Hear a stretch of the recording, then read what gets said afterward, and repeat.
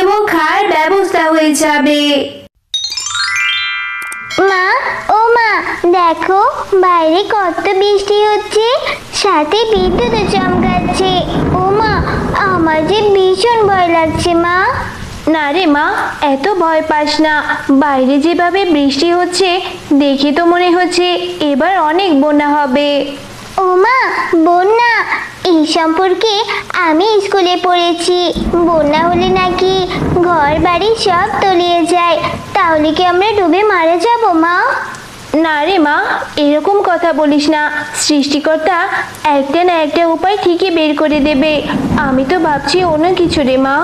ও মা, তুমি এত কি ভাবছো আমাকে বলো তো। আমি ভাবছি আমাদের ডালিমের জমির ডালিমের কি অবস্থা হবে যদি এত বৃষ্টি হয়ে থাকে।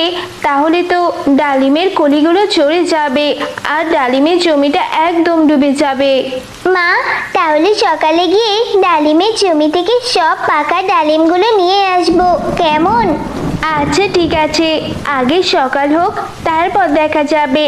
এখন এত কথা না বলে ঘুমিয়ে পড়তো।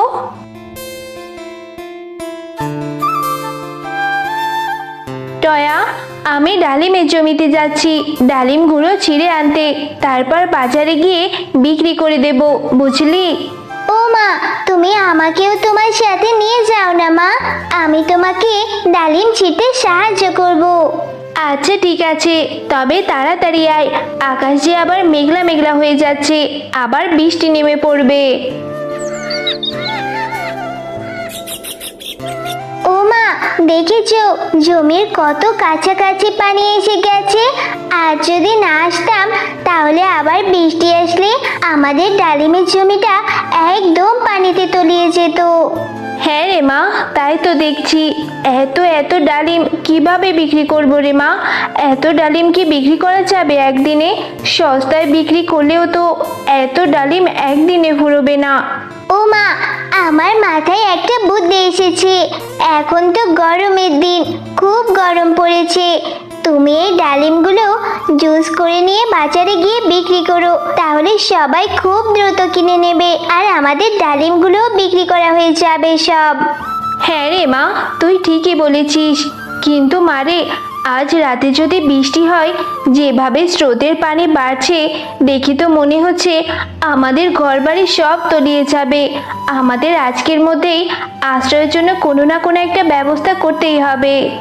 মা, আমার মাথায় একটা বুদ্ধি আছে। আমরা যে ডালিমগুলো জুস করে বাজারে বিক্রি করব, সেই ডালিমের ছোলা এবং ডালপালাগুলো এমনিতেই তো থেকে যাবে। সেই ডালপালা এবং ছোলাগুলো দিয়ে আমরা সুন্দর একটা নৌকা বানিয়ে ফেলবো। তারপর আমরা বৃষ্টি যে কদিন থাকবে আমাদের সেই নৌকাতেই আশ্রয় নেব। আরে মা টয়া, তোর মাথায় তো দেখছি বেশ বুদ্ধি। আমি তো এভাবে কখনোই চিন্তা করিনি।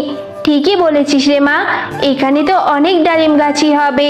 সেই ডালিম গাছ দিয়ে তাহলে একটা নৌকাই বানাবো। এখন তাড়াতাড়ি করে চল, ডালিমগুলো ছিঁড়ে নিয়ে বাজারে জুস করে বিক্রি করতে চাই। টয়া, তুই বরং বাড়িতে চলে যা, সব কিছুর ব্যবস্থা কর। আমি ডালিমগুলো জুস করে বিক্রি করে খুব তাড়াতাড়ি গাছগুলো নিয়ে বাড়িতে চলে আসবো, কেমন? তুই তাড়াতাড়ি ব্যবস্থা করে রাখ। আচ্ছা ঠিক আছে মা, আমি চলে যাই তাহলে। এরপর শেফালি ডালিমের জুস করে বিক্রি করতে থাকে আর সবাই ডালিমের জুসগুলো কিনে তৃপ্তি করে খেতে থাকে।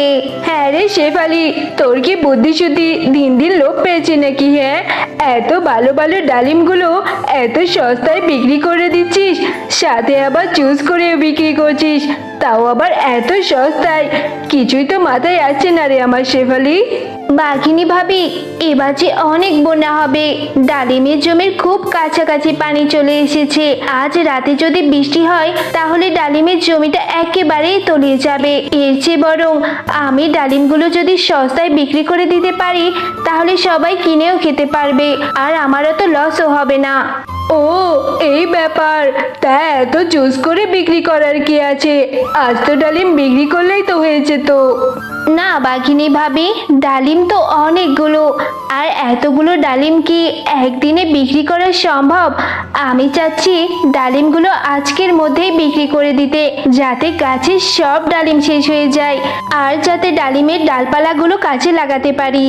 হাসালি রে শেফালি, হাসালি, কি সব বলছিস রে তুই? তুই ডালিম বিক্রি করবি আবার ডালপালা কাজে লাগাবি? আমার মাথায় তো কিচ্ছু আসছে না। হ্যাঁ বাঘিনী ভাবি, এই ডালিমগুলো যদি আমি জুস করে বিক্রি করি তাহলে গাছের ডালিমগুলো তাড়াতাড়ি শেষ হয়ে যাবে। তাহলে ডালিমের ডালপালা আর খোসা দিয়ে আমি একটি নৌকা বানাবো।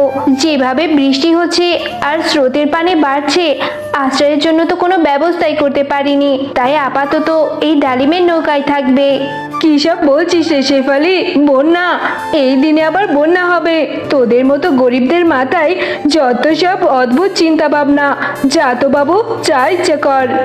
এরপর শেফালি ডালিমের জুস বিক্রি করে খোসাগুলো নিয়ে বাড়িতে চলে যায়। ও মামা, আমাদের ডালিমের নৌকাটা অনেক সুন্দর হয়েছে। এখানে আমরা এখন নিরাপদে থাকতে পারবো। হ্যাঁ রে মা, আগে থেকেই বানিয়ে রাখলাম, যদি বন্যা হয় তাহলে এই বন্যাতেই আশ্রয় নেব, আর না হলে নাই। ও মা, দেখো বাইরে কত ঝড় বৃষ্টি হচ্ছে। আমার খুব ভয় লাগছে মা। বন্যা হলে আমাদের ভাসিয়ে নিয়ে যাবে না তো? না রে মা, এত ভয় পাস না, শুধু তো বৃষ্টি হচ্ছে। আরে আরে, শেফালি তো ঠিকই বলেছিল, এই বৃষ্টি তো কমার কোনো নামই নিচ্ছে না, তাহলে কি এবার বন্যা হবে? যাই হোক বাপু, আমার একটা ব্যবস্থা করতেই হবে। ওই শেফালি না বলছিল ও নাকি নৌকা বানাবে ডালিমের ডালপালা আর খোসা দিয়ে? আমি তাহলে এক্ষুনি যাই, ওদের বাড়ি গিয়ে ডালিমের নৌকাটা নিয়ে আসি, না হলে তো আমাদের ডুবে মরতে হবে। আরে আরে, প্রায় হাঁটু পানি পর্যন্ত হয়ে গিয়েছে। এই তো ডালিমের সেই নৌকাটা। শেফালি আর ওর মেয়ে নাক ডেকে ঘুমোচ্ছে, এই সুযোগে আমি ওদের নৌকাটা চুরি করে নিয়ে যাই, আর ওরা মা ও মেয়ে পানিতে ডুবে মরে যাক, তাতে আমার কিচ্ছু যায় আসে না। এরপর বাঘিনী নৌকাটা চুরি করে নিয়ে যায়।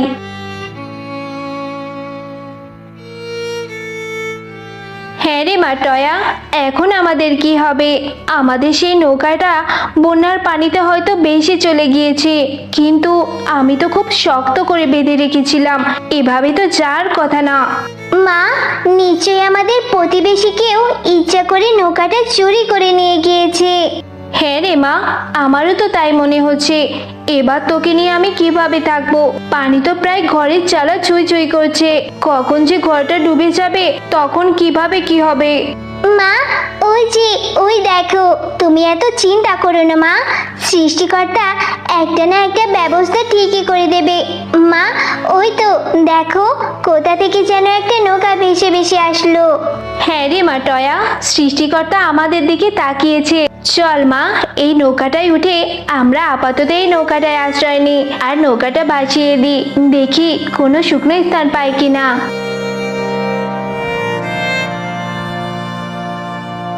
মা দেখো, নৌকাটা কত সুন্দর একটা দ্বীপের কাছে এসে থামলো।